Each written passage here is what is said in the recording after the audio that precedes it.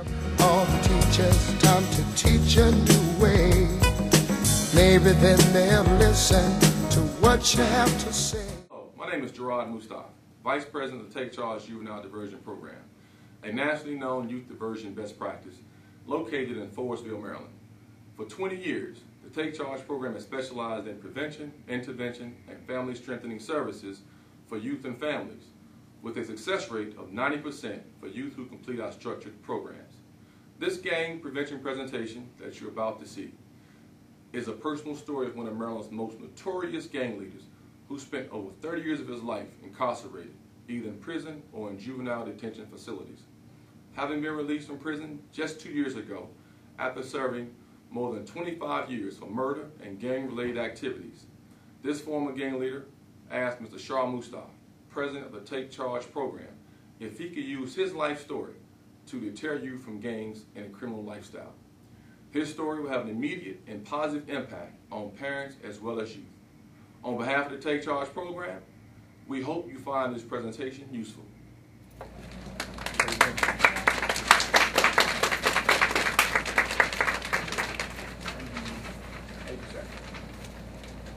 And I'm sure most of y'all want to know, why is this young man, or why is this old man, or why is this man individually in a mask? Let me say this in the beginning. Have you all ever heard the expression of, among thieves, there's honor? I'm going to say this because I'm not calling anybody in this group a thief or anything else, but we have a certain honor. And I don't want to start off talking to you by lying to you. My name is not Frank Smith. That's not my name. But I've got to come to you today to tell you that my name is Frank Smith because for a particular reason, I've got to protect my identity. The reason that I'm here today to protect my identity because Mr. Mustaf and Mr. Gaskins asked me as a favor to talk to you about gang prevention. And I'm a member of a gang, and I openly admit it. That's why I can't show you who I am.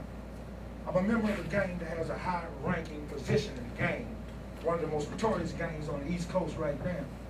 And the thing about it is, I'm risking my life, and not just my life, but the life of my family to come to you because I just finished serving 25 years in prison. And 25 years in prison is probably longer than most of you all have ever been alive. You're looking at me with amazement, my man. But it's not just the 25 years in prison that I served. 25 years was my last term of confinement. Before that, I served 8 years in prison. Before that, I served 3 years in prison.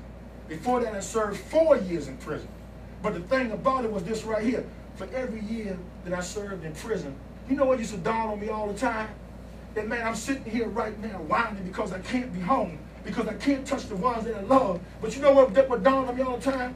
Nobody ever sent me an invitation in the mail that said you're cordially invited to spend the next 25 years of your life in a mandatory maximum security prison. It's easy for me to come in front of you, man, after serving 25 or 30 years and say, man, I'm sorry to everybody within this room or to all the people that I hurt. But it was only through their hurt and their pain that I began to understand the unconsciousness with the acts that I used to commit. Now, I'm not coming here right now to say, listen, I'm sorry for what I did.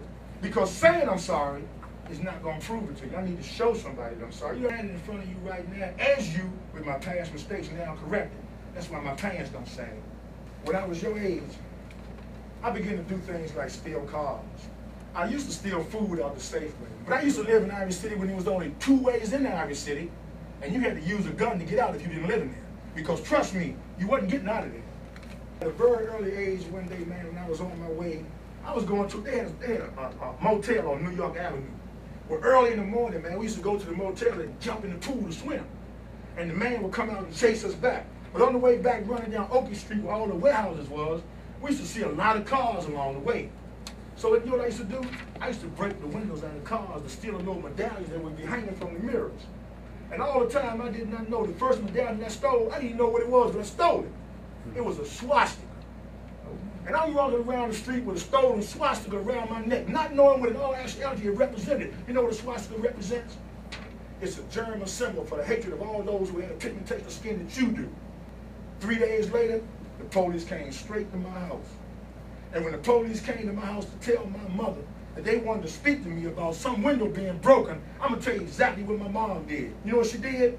My mom didn't believe that that was within her son. You know why? Because my mom, in all actuality, man, believe me when I tell you this, my mom was like your mom and like your dad, an unconscious enabler.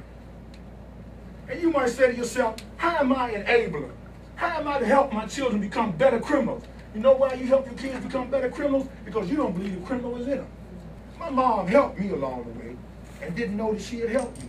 And I didn't realize until it got a long way down the line that she had helped me do some things that in all rationality, man, it hurt me to my heart when my mom had passed, that it made me realize the things that I had put her through to make her son, her youngest son, into the man he was. My last chance started out just like you starting out right now in here. And I know this to be a fact, man, that me and you in here right now because we share something in common. I don't know what it is. I don't know anything about your life. I don't know what it is, but I do know this right here. You're not sitting here right now because you missed too many days in church. That you're amongst the smallest people in there. Now, because you're the smallest people in there, you know what you become? You become prey to everybody else. Now, see, most of the time when guys come to prison, man, they very young like you do, everybody want to show everybody else, man, that they're more man than the weakest man. But you know what, man? This is the God's honest truth, and I'll tell you this right here. You know what? The weakest man is only the strongest man to the man who is a little weaker than him. So you got to find somebody weaker than you, and 9 times out of 10, it's going to be you. Think about that. You become so much prey that you know what they tell you to do? They come to you, man, and talk to you about being a part of something. You know why? Because you need some protection. In all reality, you need to be protected for something, man, because in your way, it's something that come your way. And you know what you're going to have to do? You're going to have to right now, this is the first time in your life you probably have ever been tested. You know, we come here today like this right here. A lot of us come here today, man, because we feel like we're a little strong and we're a little tough. But the thing about that, our strength and our toughness has probably never been tested. Everybody is a soldier before they go to war, but how many people you think retreat? Not because the enemy on them, because right now, you know what? A situation will allow you to see who you really are. And prison is just that place, man, to show you exactly who you really are. I hope to God that none of you all ever go to prison.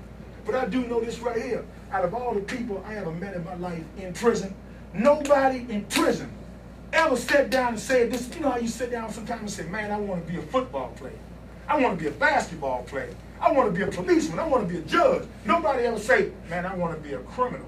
I want to sit in prison, man, with life in prison because I want to get the electric chair. I want to get a lethal injection. You know the thing about that? Sometimes you make mistakes that are such big mistakes that you can't go back and go across this line again and retrieve them and say to yourself, oh man, it's too late right now. You know, when you first come to prison, you got to belong to somebody. I don't mean an individual somebody. Let me tell you what you got to belong to. When you first come to prison, you're going to meet some gangs. I'm telling you what gangs you're going to meet. You're going to meet the BGF. You're going to meet the Crips. You're going to meet the Bloods. You're going to meet Murder Incorporated. You're going to meet Dead Man Incorporated. That's exactly who they're waiting on you. And when you come through the line in the child hall, the first thing they're going to realize is this right here, that nobody has come up to you to say, hey, man, what's happening? And if don't nobody come to you and say, hey, man, what's happening? How you been? You know what that means? You ain't got no backing. You ain't got no backing, and you ain't got no protection. So you know what that means? You fresh fish and you fresh game. Don't think they only got boy games. They got girl games. More girl games than they got boy games. And trust me, in a girl game, you're going to come out of a girl game being something you didn't go in there being. Ain't no I don't want to. Or this ain't what I do. This is what you're going to do from this point on. You know why? Because you're not where you was. If this ain't what you do, you should stay where you was. This is what you do here.